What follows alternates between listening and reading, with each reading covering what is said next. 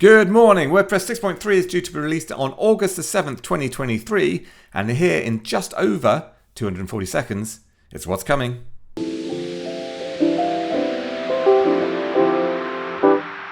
We now finally have the ability to create our own block patterns. Click on the three dots up here, come down and click on Create Pattern Reusable Block. Click on that, give your pattern a name. You can either have a synced pattern, which means if you make a change anywhere to it, all the patterns will change wherever it's used, or you can unsync it, which means it's standalone. Click Create, and now that block pattern is available for you to use on any page on your site. If you're using a block theme, you can manage, edit, and delete your patterns by going to Patterns in the site editor here. If you're using a classic theme, you can see your patterns by clicking on the block inserter, then coming down to My Patterns here, or all the way down to the bottom here to explore all patterns. We now have a simple accordion block, which they've called the details block. This is how it works here. You just pop in your content and then put in some hidden content. Let me show you behind the scenes.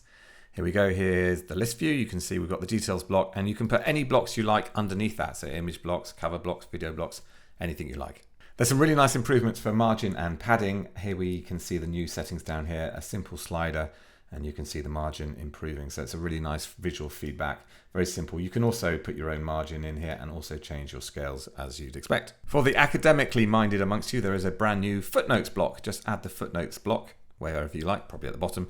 Then add your footnote in, click on the word you want to source, and then come to the top arrow here, and then come and click on footnote.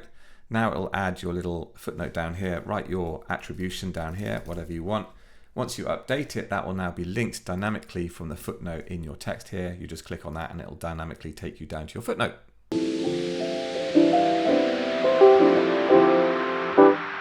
The site editor has had a raft of improvements. First up, we are now seeing a consolidation of all the things you need in this left-hand panel with some limited functionality. For example, we can access our navigation, and if you have multiple menus, you can access them here, but we still don't have the ability to have a different mobile menu to a desktop menu.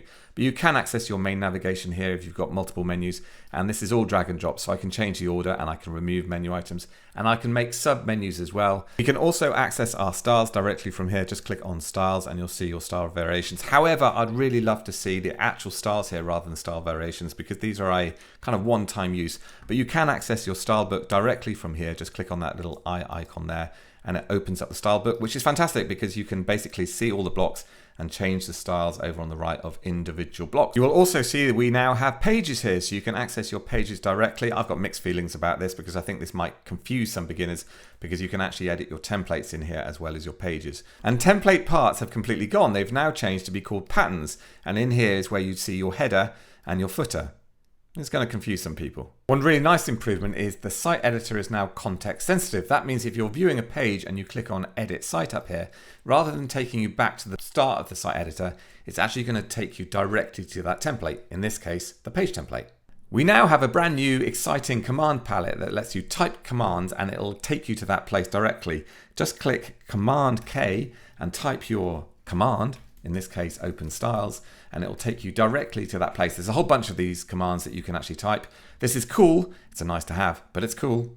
Image blocks and featured image blocks now have aspect ratio included. Super useful when you're building templates because you can now lock down the aspect ratio and the image will fit accordingly. We can now apply sticky positioning to any blocks, which means we can do cool stuff like sticky columns. And from my reading, the query loop block is going to support CSS grid, which means theme authors are going to be able to create amazing grid layouts for us to use. And now we have style revisions where we can see all the changes to your styles easily over here on the right, and you can flick between them and then revert to the ones if you want to go back. There is also a huge raft of under the hood improvements which I haven't shown you because they're not very visually exciting. I'm going to be doing a more in-depth review of 6.3 and also give you my verdict in a later video, so subscribe if you want to see that. Thank you for watching.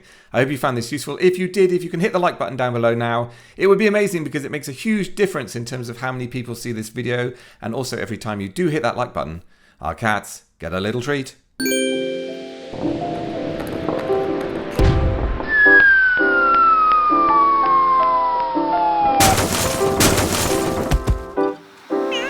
If you want to see more videos like this and my verdict on the WordPress 6.3 release, hit that subscribe button now down below and you'll be notified every time I release a new video.